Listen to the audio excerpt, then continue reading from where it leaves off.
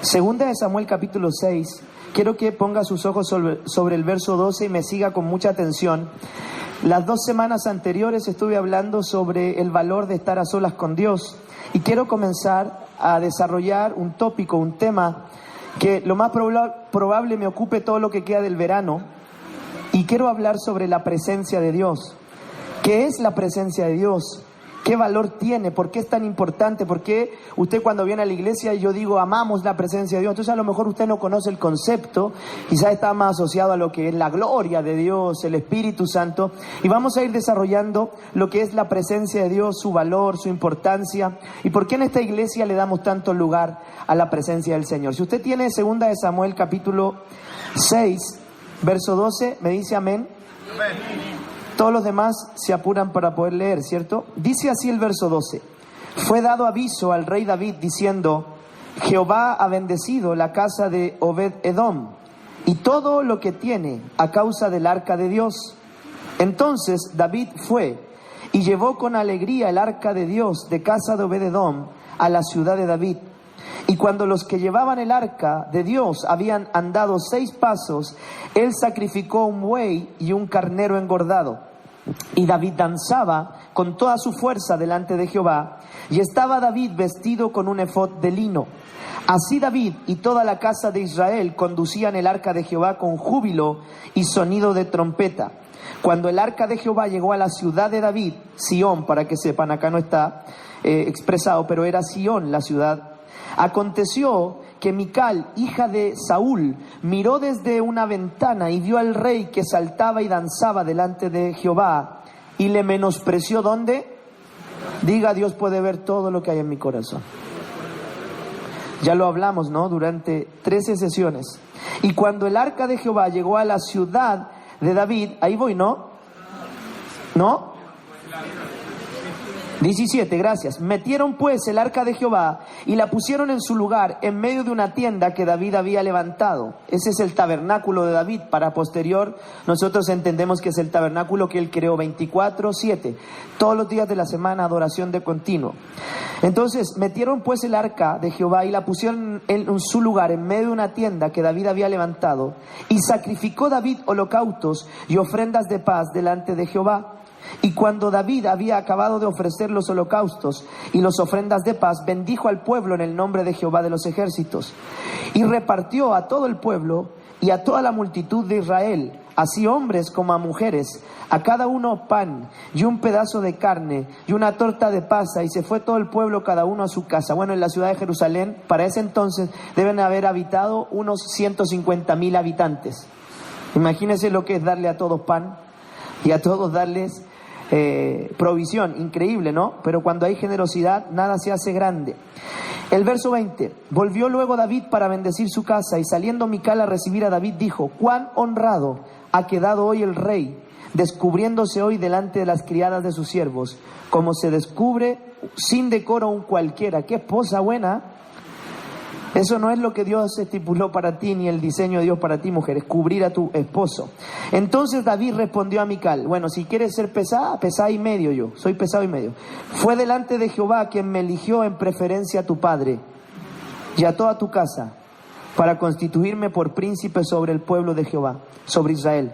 Por tanto danzaré delante de Jehová, y aún me haré más vil que esta vez, y seré bajo a tus ojos, pero seré honrado delante de las criadas que tú me has hablado.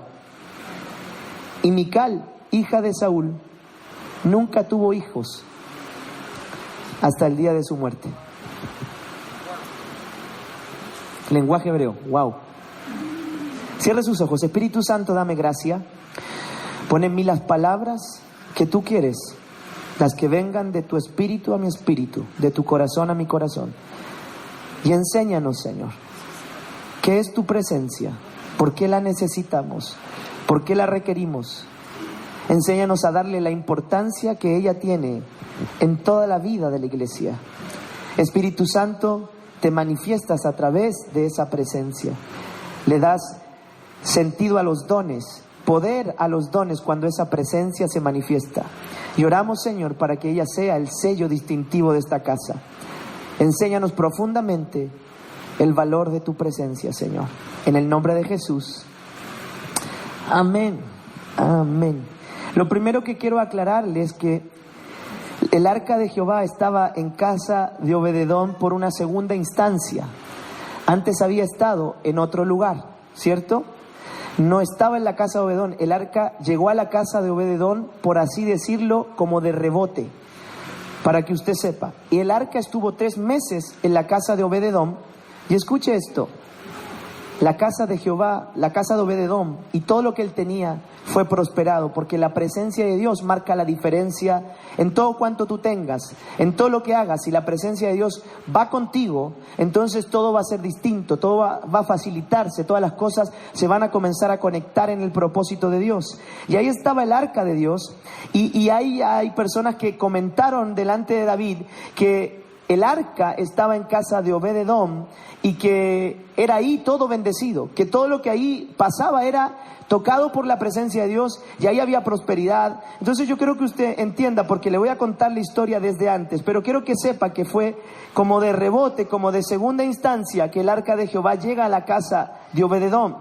Y Dios puso en David el anhelo de traer el arca de Jehová a Jerusalén. ¿Por qué? ¿Por qué esa cajita tenía tanta importancia? ¿Por qué David quería traer el arca, ponerla en el tabernáculo a mitad de Jerusalén, o a mitad de la ciudad de Dios, entre medio, para que de todos lados de donde miraran pudieran ver esa arca? Era porque ese es el diseño que Dios siempre ha tenido, una conexión permanente con su pueblo.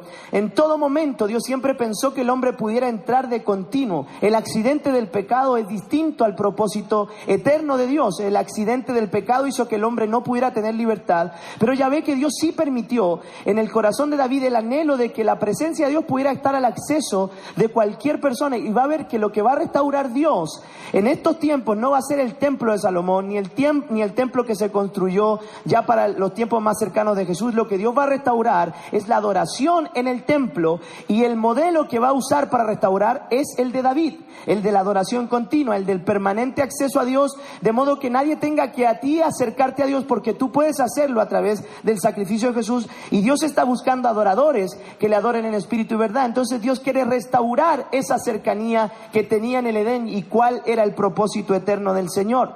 Y quiero declarar lo siguiente: fue dado el anhelo en el corazón de David por Dios. Dios puso ese deseo de traer el arca de Jehová a Jerusalén, la ciudad de Dios. Dios fue el que puso eso en el corazón de David. Todo lo que nazca en usted, todo buen deseo, todo buen anhelo por el ministerio, anhelo por hacer cosas por la gente, escuche, no viene de usted, viene de Dios. Si viene de usted, se le van a acabar los buenos deseos, pero si viene de Dios va a ser permanente. Aunque usted no lo quiera hacer, si Dios se lo pidió, lo va a hacer, porque viene desde el corazón de Dios. Porque ninguno de nosotros es tan bueno como para hacer cosas buenas. Incluso la Biblia dice, y aprendimos, que el corazón del hombre está extraviado, es engañoso, es lo más perverso que hay. Entonces todo lo que Dios ponga en su corazón, eso viene de Él. Y en el caso de David, Dios puso ese anhelo en David de traer el arca de Dios a Jerusalén. ¿Por qué era tan importante traer el arca? Eso lo vamos a ir desarrollando. Mire lo que dice Filipenses 2:3.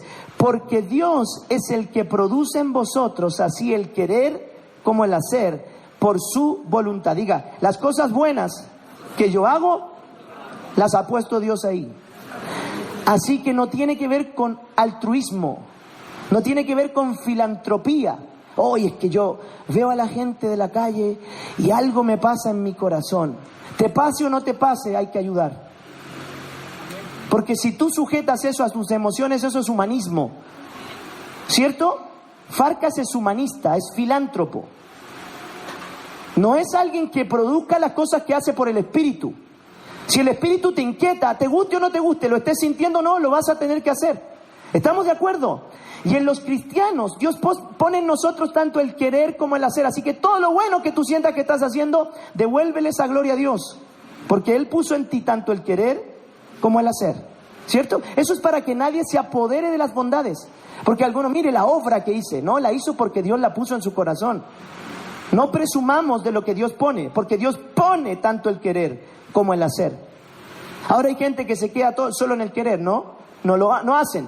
Pero Dios ha puesto las dos habilidades en ti.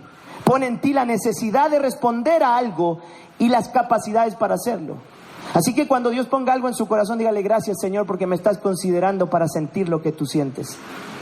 Y no va y dígale: qué lindo corazón que tú tienes. Está bien, bendiga a la persona, pero no se olvide que el que puso eso en el corazón de él o de ella fue Dios. No nos perdamos, gente linda. ¿Qué es la presencia de Dios? Debemos entender qué es el arca de Dios. No era una simple caja hecha por Moisés por designio de Dios y diseño, o un adorno.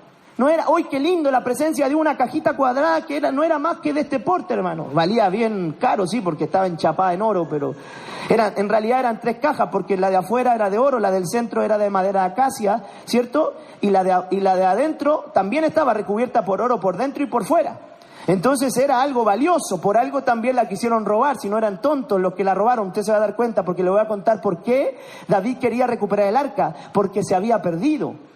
El arca de Dios. ¿Y qué era el arca de Dios? Era la representación misma de Dios en medio del pueblo.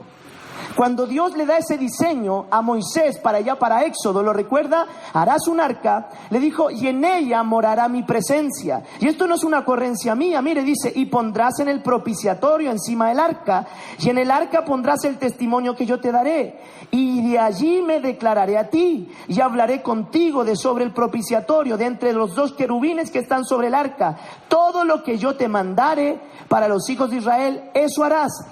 Esa cajita no era un adorno, no era algo que Dios quisiera que lo miraran, no, era la representación misma de la gloria de Dios. ¿Cómo es posible que Dios hiciera caer toda su gloria ahí?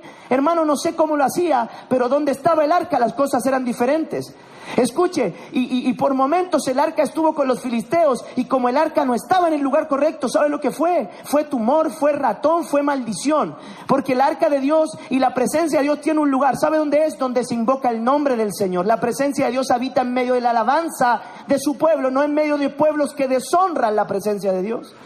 Nunca va a ver usted manifestarse la presencia del Señor con gloria y con autoridad en lugares en donde no se le honre, en lugares en donde no se viva de acuerdo a lo que Dios se ha revelado a esas personas. David sabía que Dios habitaba en esa pequeña cajita y que esa era la bendición que él tenía que traer de vuelta a Jerusalén. Él era próspero, alguien puede dudar, David era próspero, incluso para construir templo, él amontonó plata y oro, y de su tesoro personal le dio todo lo que Salomón ocupó para construir el templo. David era rico, igual que Salomón. ¿Y sabe por qué Salomón se hizo rico? Porque se ahorró la plata para construir el templo, porque se la dio su papá. David era tan rico como Salomón, era próspero, era un rey reconocido. Batalla a la que iba con sus guerreros vencía. No hay ejército más reconocido en la Biblia que el ejército de David. Por donde usted mire a David, era un hombre exitoso, próspero, respaldado por Dios. Pero escuche, había un deseo en él de querer más de Dios. Había una insatisfacción que le llevó a entender que era eso, esa cajita, la representación de la presencia de Dios que habitaba en esa arca, lo que le produciría plena satisfacción y realización al pueblo. ¿Y por qué le digo esto? Porque nosotros acá podemos cantar y los hermanos son muy usados por Dios. ¿Quién duda eso? ¿Soy el único? No, Dios los usa de una manera extraordinaria. Va viendo usted que quien canta, Dios lo respalda. Porque se trata de las promesas de Dios sobre la casa. Hermano, váyase de acá cuando usted vea que no hay presencia de Dios. Vaya y busque otro lugar, porque estaría en riesgo si usted no disfruta cuando está en los momentos de adoración. Pero Dios por gracia nos ha dado de su presencia. Y yo sé lo que es hacer la obra con la presencia de Dios y lo que es hacerla sin la presencia de Dios. Todo es distinto, todo es forzoso. Pero cuando la presencia de Dios está, pasan cosas como las que hemos estado viviendo en esta última temporada. ¿Por qué el arca de Dios no estaba en Jerusalén, en medio de su pueblo? ¿Por qué David quería traer algo como el arca? ¿Y dónde estaba? ¿Por qué lo quería traer si supuestamente debería estar en ese lugar? La respuesta es que el arca, esa cajita que representaba la presencia de Dios para el pueblo, se había perdido en medio de una guerra desastrosa. ¿Alguien la conoce? ¿Sabe cómo se perdió el arca de Jehová? Esa cajita que representaba la presencia de Dios y que Dios puso en el corazón de David, traerla de regreso, porque era el diseño de Dios para el pueblo, ir a adorar continuamente, y es el mismo diseño para nosotros. Eso es lo que Dios está restaurando a través del sacrificio de Cristo, el libre acceso a la presencia de Dios. ¿Sabe por qué? Porque se había perdido en una batalla desastrosa, en una guerra horrenda. Por eso vemos a David con esa necesidad de traer el arca de Jehová al lugar donde debía estar. Ese deseo, ese anhelo puesto por Dios en el corazón de David no sería algo sencillo. Ese deseo puesto en el corazón de David sería un desafío tremendo. Hay toda una historia para el regreso de la presencia de Dios, del arca de Jehová a Jerusalén. Una historia que nos entrega principios y verdades fundamentales para que entendamos que la presencia de Dios tiene un lugar, y es el lugar en donde la alabanza del pueblo le da honor a Dios. Ese es el lugar para la presencia de Dios. El lugar indicado para la presencia de Dios es en donde habita el pueblo, es en donde adora el pueblo, es en tu casa, cuando tienes tiempos de adoración con tu familia, cuando oras. Ese es el lugar indicado para que la presencia de Dios se manifieste y se haga visible. Esta historia yo se la voy a contar en unas cuantas series, y usted va a ver cómo se pierde la presencia del Señor. A través de esta historia vamos a dilucidar principios que nos harán reevaluar ciertas decisiones que hemos tomado y nos harán volver a tener valor de la presencia de Dios. Y quiero contar esta historia de la pérdida de la presencia de Dios en 3 actos. El primero de ellos, escriba, se pierde la presencia de Dios. ¿Lo escribió? Recuerde que por nosotros, cultura de iglesia, anotamos. Después usted llega a ver o a escuchar nuevamente el WhatsApp. El arca se pierde. Primer acto, se pierde el arca de Dios, se pierde la presencia de Dios. Eso usted lo va a encontrar en 1 Samuel 4, 10 al 11. Pelearon pues los filisteos e Israel fue vencido. ¿Cómo? Si Dios estaba con ellos. Le ganaron a Israel. Y huyeron cada cual a sus tiendas, y fue hecha gran mortandad, pues cayeron de Israel 30,000 hombres, 30,000 mataron. Ese día, además de robarle el arca, les mataron 30,000. Y el arca de Jehová fue tomada, y muertos los hijos de Elí, Ofni y Fines. Aquí ya empezamos a entrar en tierra derecha.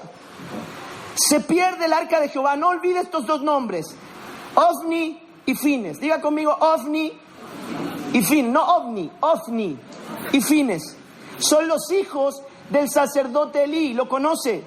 Antes de Samuel oficiaba Elí. Elí era sacerdote. Era el que se encargaba de hacer la mediación entre el pueblo y Dios. Después de Elí viene Samuel. Vienen los ovnis. Después de Elí viene Samuel. Pero no podemos distraernos de la historia y dejar de entender por qué se pierde el arca si no vemos la historia de Elí y de sus 2 hijos, Ofni y Fines, separados para el sacerdocio, ministros de Dios, Ofni y Fines, hombres que estaban habilitados por Dios para entrar a su presencia y ministrar al pueblo. Pero aquí vamos a ver algunas cositas interesantes con respecto a ellos. La presencia de Dios, número 1, se pierde por ignorancia. Anótelo, la presencia de Dios, eso tan valioso, esa cajita que representaba la morada de Dios en medio del pueblo, se perdió por ignorancia. Añado 2 cosas más, costumbre y rutina. El día en el que usted entra a la presencia de Dios así con mano en el bolsillo, ya no entiende a dónde va. El día en el que usted venga y todos estemos adorando y usted comiendo chicle, ay hermano, algo usted perdió, algo perdí. Si vengo y veo la gloria de Dios y yo estoy de mano en bolsillo mirando el reloj para irme a casa, algo no entendí de lo que significa esa presencia. El pueblo pierde el arca de Dios, el lugar en donde habitaba Dios, hijo, por ignorancia, por rutina, por costumbre. Venir a la casa de Dios no es cualquier cosa. Venir a la casa de Dios es presentarse delante del Rey de Reyes, del Señor de Señores. Tú no vienes a presentarte delante del pastor y de los que cantan. Venimos a la presencia del que hace temblar la tierra con su voz. Él es a quien nos presentamos en la casa. Por eso, déjese de vaguear, hermano, véngase a la iglesia. Venga Venga al lugar en donde está el que le da la vida, la fuente de toda riqueza. Venga a congregarse, porque aquí, hermano, no es una costumbre cantar, no es una costumbre adorar. Aquí amamos la presencia de Dios. Todos los días Dios nos muestra algo novedoso con su presencia. La presencia de Dios se extravía, se pierde del lugar correcto por ignorancia, por costumbre y por rutina. Primera de Samuel 2:12 al 16 entrega estos principios. Los hijos de Elí eran hombres impíos. Estoy hablando de sacerdotes que ministraban, eran como impíos, hombres malos, porque por naturaleza en su corazón hay maldad.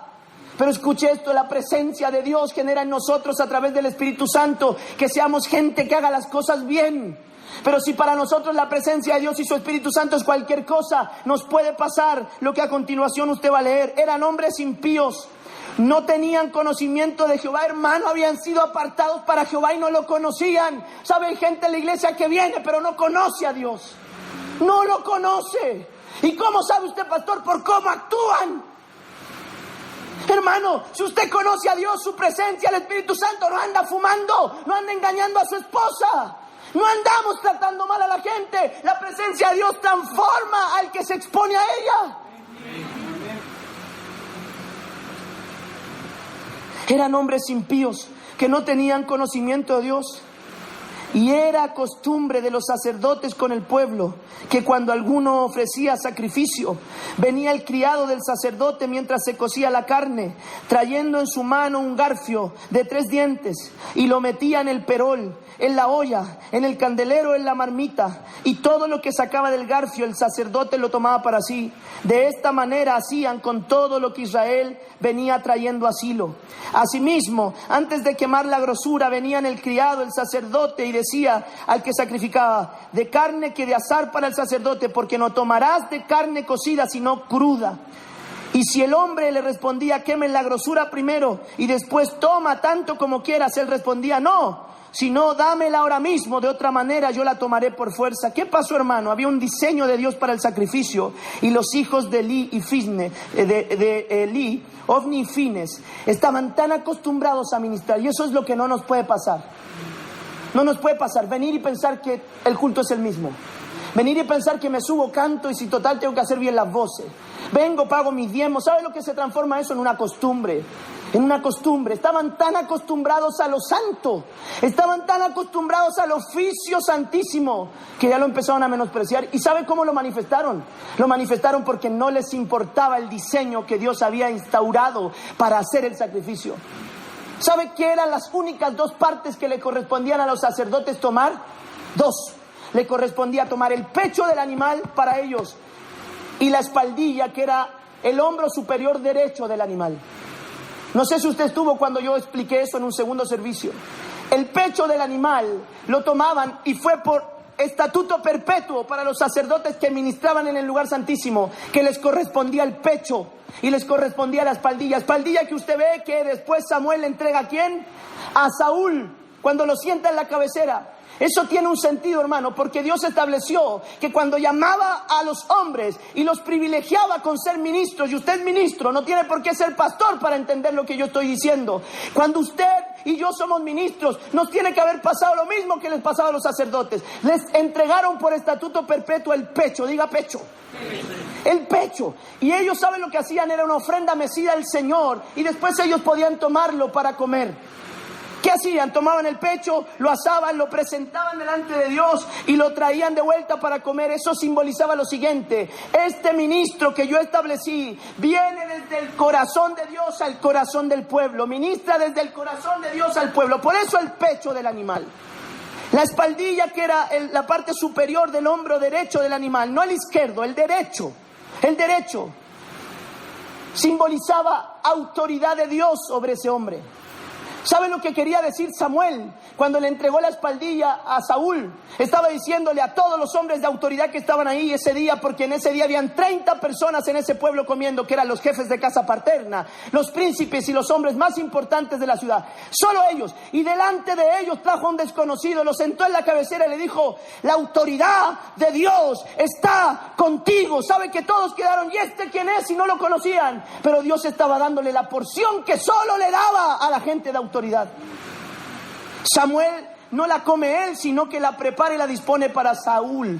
Saúl iba a ser el primer rey, el primer monarca, la primera figura de autoridad que Dios iba a establecer sobre el pueblo, muy similar a lo que era él, rey sobre el pueblo. Saúl fue el primer rey. Y escuche, Dios le dio la porción de la espaldilla. ¿Lo recuerda? Léalo, 1 Samuel 9.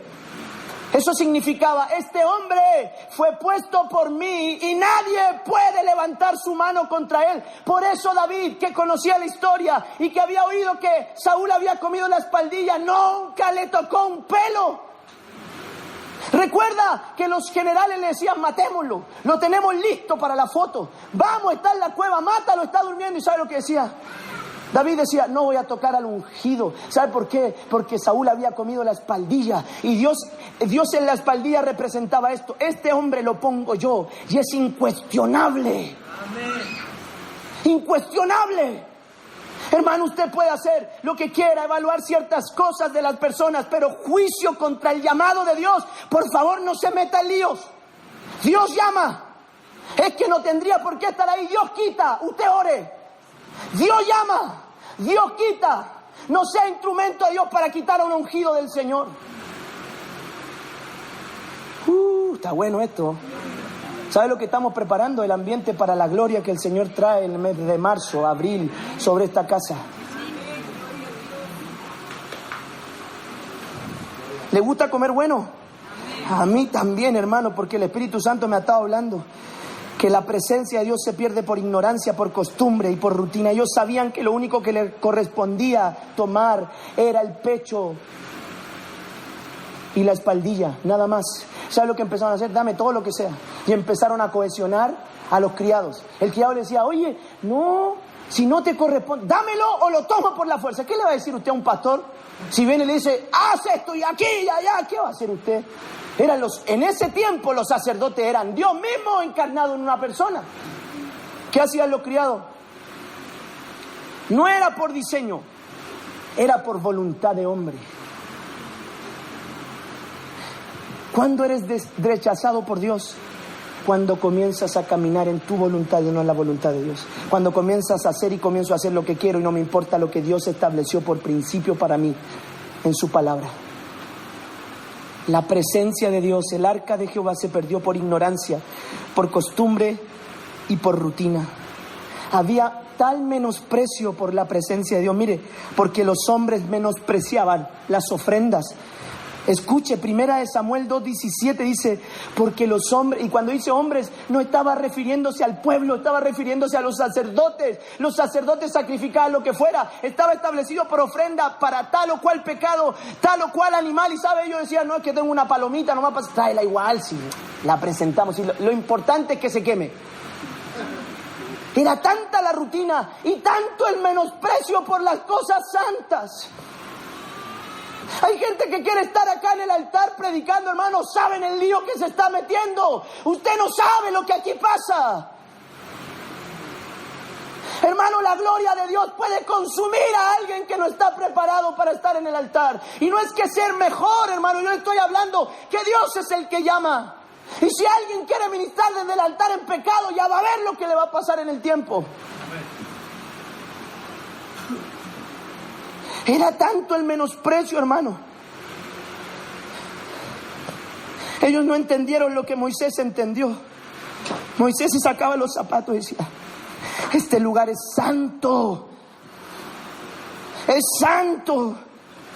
¿Sabe por qué? Porque el cuerpo es por Dios dado, pero la chala, la sandalia es hechura de hombre. ¿Lo entiende? Como cuando le enseñé, la redoma es del hombre, el cuerno es de Dios, porque Saúl fue ungido con redoma, David fue ungido con cuerno. El altar no es para cualquier persona, no para los mejores, es para los que Dios llamó en el tiempo preciso. Y si Dios tiene un llamado sobre usted, espérelo, no se adelante.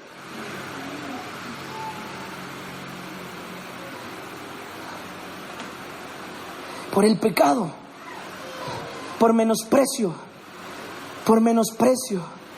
No nos interesa lo que dice Dios ni lo que estableció Dios. ¿Saben lo que dijo Moisés cuando recibía las leyes? Dijo, ¿el diseño viene de dónde? Y los hijos de Elí, Ofni, Fines, manifestaron menosprecio por el diseño de Dios. Es como que le decían, tú estás equivocado, esto no debiera ser el sacrificio, lo vamos a hacer como nosotros. ¿Sabe cuántos lugares hay en donde lo que Dios opina a los ministros no le interesa? Lugares en donde no hay apertura para la palabra de Dios. Por ignorancia, costumbre, rutina, por menosprecio. Hermano, ministrar es un privilegio. No el que le das tú a la audiencia, el que te da Dios para ministrar lo suyo. Yo tengo el honor de predicarte, no tú de oírme. Soy yo el que tengo que buscar la santidad para tener una palabra de Dios para ti y para tu familia. Usted no sabe lo que quiere, hermano. El llamado de Dios no es lo que usted cree. Es mucho más complejo. Demanda mucho más de lo que usted cree. Pide mucho más de lo que algunos están dispuestos a dar. Para mí, la presencia de Dios es lo que le ha estado dando todo el resultado que hoy estamos viviendo. Usted lo ha visto, yo lo declaro permanentemente. La presencia de Dios ha hecho todo. Yo soy torpe. Hermano, no es el equipo ayuda. Yo ayudo, pero Dios es el que está haciendo su trabajo acá. Él es el que se mueve. No somos los hombres, por favor, véalo. Es su presencia, es la mano de Dios derramándose sobre este lugar. Amén. No nos presentemos como que fuera cualquier cosa. Cuidemos nuestras actitudes delante de la presencia de Dios, porque vamos delante del santo, delante del 3 veces santo, delante del que cualquiera que lo vea cara a cara muere.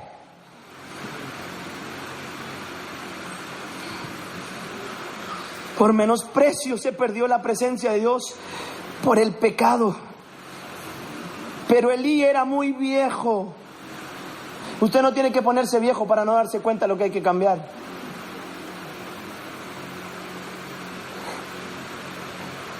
Y no tiene que ser viejo para saber lo que no tiene que hacer. Simplemente debe tener un corazón que se desespere por la presencia de Dios. Y el Espíritu Santo le va a enseñar todas las cosas. Mire lo que dice 1 Samuel 2:22. Pero era Elí muy viejo y oía de todo lo que sus hijos hacían con Israel. Mire qué serio.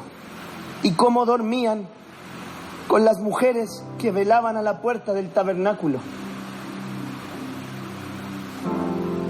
Esteban, se acostaban con mujeres donde estaba el arca de Jehová.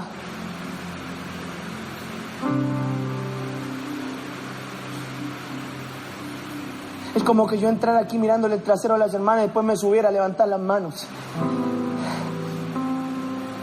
Qué inmundicia, hermano. Yo no estoy hablando de con lo que luchas, estoy hablándole a las cosas con las que te dejaste vencer. No estoy hablando de juzgarte, estoy diciéndote, sal de ese lugar al que te has acostumbrado, al que nos hemos acostumbrado y que deshonramos a Dios.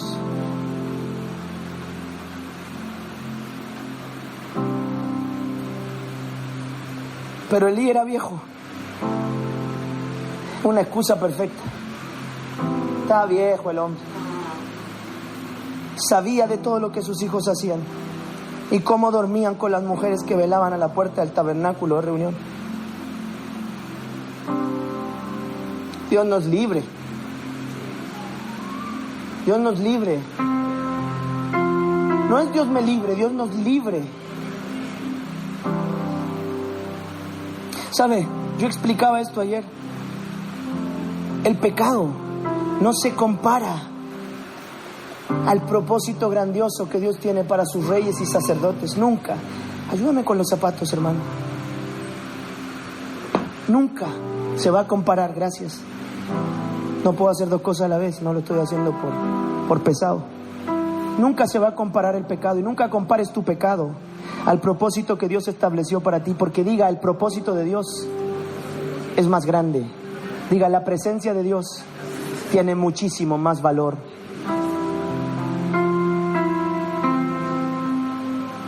Te agradezco. ¿Y cómo entiendo yo esto? Contándole una sencilla historia que quizás usted ya la ha oído y que va a hacerle entender por qué el pecado no tiene comparación con el gran propósito que usted tiene. La historia cuenta que el circo llegó a un pequeño villorrio en donde para ese entonces había un niño y un abuelo. Cuando vieron que el circo llegó a la ciudad, el abuelo le dijo, te voy a llevar porque conozco al dueño del circo. Este circo venía de cuando yo era niño. Tú no sabes toda la historia que tengo con el circo. Le dijo, te voy a llevar. Y el niño estaba impresionado en la carpa, todo el pueblo estaba ahí. Y empezaron a salir los diferentes animales, los monos, los leones, todo lo que tenían ahí para exponer, los malabaristas, hasta el último acto, el acto más importante, que era la presentación del elefante africano, el animal más poderoso. Yo entiendo esto porque fui al Windsor hace unos días atrás, y sabe, por la magnitud y la potencia del elefante africano, no pueden tener en un espacio como ese un elefante, ¿sabía? Por eso cuando usted va y dice, hoy voy a ver el elefante y no está en el Windsor, no se sorprenda, porque no se puede contener la fuerza de ese animal ahí. No hay espacio ni nada que lo pueda detener si él quiere arrancarse. Entonces, por seguridad, ellos no le van a permitir. Y era el último acto, Luis, el del elefante africano. Y el niño estaba maravillado porque lo presentaron y sobre él venían 15 hombres parados y los podía como que tuviera hormigas en la espalda. El niño quedó impresionado, hermano, terminó el acto y el papá le dijo, el abuelo le dijo, te tengo un regalo, mira, vamos a ir a ver los animales. ¿Cuál te gustaría ver? ¿Cuál cree usted que quiso ir a ver? El elefante. Bueno, pero vamos a pasar por todos los lugares. Y pasaron por la jaula de los monos, habían varios parecidos a ustedes y a mí. Fueron y pasaron por la jaula de la leona, que hay varias parecidas. Y así hasta llegar al final de una carpa y mirar a distancia y el abuelo decirle, vamos a ir a ver al elefante. Y el niño, asustado por la referencia que tenía de haber tenido ese elefante, 15 hombres arriba, le dice, no, abuelo, no, yo no voy a ir porque él nos puede matar. El abuelo le mira y le dice, mira, yo te voy a contar una historia. Yo te dije que vine cuando era niño al mismo circo y este elefante era chiquito. Ya este elefante lo ponían en el mismo lugar, con esa misma estaca, con esa misma cadena y ese mismo grillete. Y cada vez que él quería huir de eso, se rompía la pata. Y lo intentó muchas veces hasta que se cansó. No importa cuánto haya crecido, él sigue creyendo que ese dolor, eso que lo persigue, no le va a permitir salir de ahí. Y el niño lo mira, pero abuelo, él tiene la fuerza para romperla, sacar la estaca, cortar la cadena y romper el grillete. Sí, lo tiene, pero lo persigue tanto dolor, lo persigue tanta condenación, que él no se va a atrever a salir nunca de ahí. No sé si me está entendiendo. El pecado no tiene relación con lo que Dios puso en ti. Nunca, no tiene comparación una pequeña estaca con una cadena y un grillete, porque eso es lo que hace el pecado, nos ata. Pero yo vine a decirte algo, tú tienes el suficiente poder sobre ti a través del Espíritu para tirar, porque tú tienes la fuerza de un elefante africano, más que un elefante africano, para romper. Pero escuche esto, la decisión de soltar el pecado es suya, no mía. La decisión de soltar mi pecado es mía. No, usted tiene todo el potencial para cortar con eso sobre usted y sobre su familia, pero la decisión no es de Dios, la decisión es suya, la decisión es mía. Yo le voy a decir algo, hay tantas cosas que perdemos por no usar el potencial que tenemos para lo correcto. Ahí estamos atados, hermano, a pecados que no tienen ningún tipo de trascendencia en lo eterno, pero ahí estamos atados. ¿Sabe por qué? Porque no tomamos la decisión de arrancar eso, ¿no?, de nuestras vidas. Ahí andamos con la cola del diablo, ahí andamos tomando cerveza, emborrachándonos, ahí andamos mirando trasero, ahí andamos engañando a la esposa, ahí andamos tratando mal a los hijos. Hermano, eso se deja. Dios puso en ti la capacidad de abandonar eso. En mí puso la capacidad de dejar atrás esa porquería pequeña que es el pecado. No tiene autoridad sobre ti, sobre mí, pero yo debo tomar la decisión.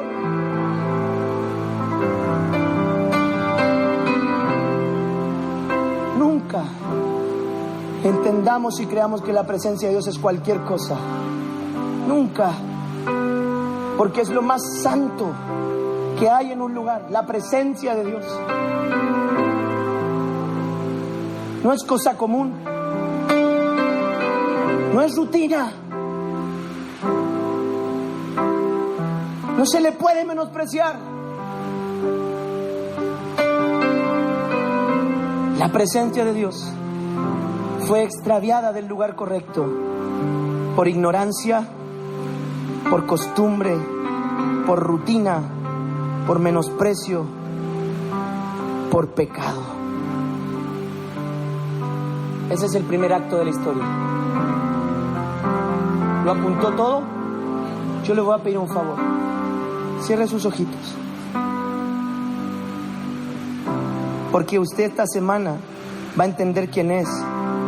Porque Dios puso en usted la fuerza del búfalo para romper esa estaca, cortar esa cadena y para despedazar ese grillete,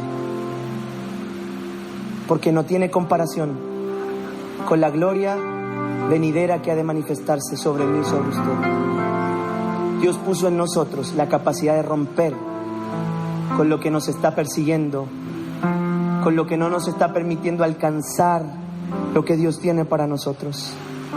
Y yo quiero que haga un ejercicio espiritual esta semana en su casa y que pueda identificar con un corazón enseñable, yo y usted, cuáles son las áreas que me están atando a una cadena, a una estaca y un grillete. ¿Qué decisiones podría yo tomar con respecto a ciertos pecados regalones que, aunque no tienen el potencial del propósito de Dios sobre mí, aunque no son comparables, yo no estoy decidiendo y por ende me tienen atados al dolor, a la angustia y a un pasado que me persigue y me condena? Yo no le voy a dar importancia al pecado, hermano, porque la importancia que tiene el pecado, ¿sabe cuál es? La de no decidir dejarlo. Eso es lo único que puede tener importancia en un momento en el pecado. Pero cuando usted y yo nos decidimos abandonarlo, entonces toda cadena se corta, toda ligadura se rompe, todo yugo se pudre, porque no tiene comparación ese pecado. No tiene comparación mi pecado con la gloriosa manifestación de Dios y el propósito que Él tiene para mí. Y esta semana vamos a decidir dejar eso atrás, porque nosotros estamos buscando la presencia de Dios y no la vamos a perder ni por costumbre, no la vamos a perder por ignorancia, no la vamos a perder por rutina, no la vamos a menospreciar. Y no vamos a permitir a esa cadena, a ese grillete y a esa estaca quitarnos la gloria que Dios va a manifestar sobre esta casa, sobre mi casa y sobre el llamado que Dios tiene para mí. Ahí donde está, haga una pequeña oración, por favor.